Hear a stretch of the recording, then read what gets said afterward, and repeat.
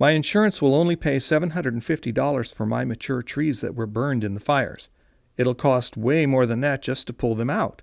What's up with that? You're not stuck with whatever the insurance company pays you. I think my insurance company is paying us $500 to remove a tree that will likely cost $5,000 to take out, and they are proposing to pay $750 to a tree that probably had a value 10 times that amount. Part of what this lawsuit is about is to put you in the position that you were before the fire.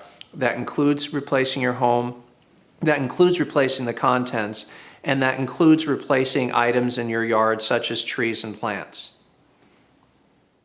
My home was only damaged while my neighbors lost everything.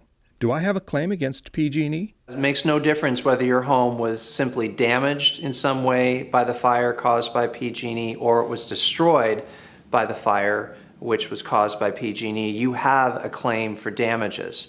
The difference will be that if your home was only damaged, your recovery might be smaller than someone such as my family whose home was completely destroyed.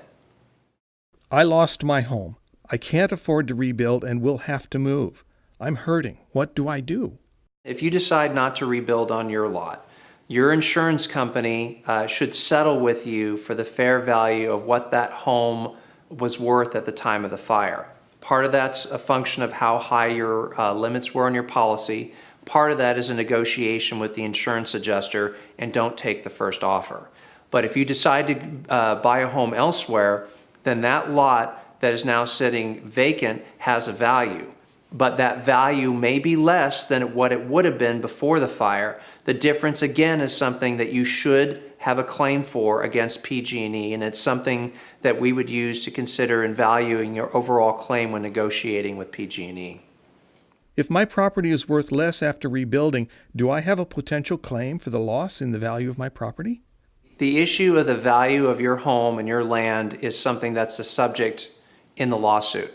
So if, say for example, you decide to rebuild and you had enough insurance money to rebuild your home as it was before with modern codes, which is a problem and a concern for a lot of people now, but say you're able to do so, we would then have your house and your land appraised. If it comes out at a lower amount than it was before the fire, that difference is certainly something that we would add to the value of your claim in negotiating a settlement with PG&E or adding it to the list of damages and demanding a verdict against PG&E at trial.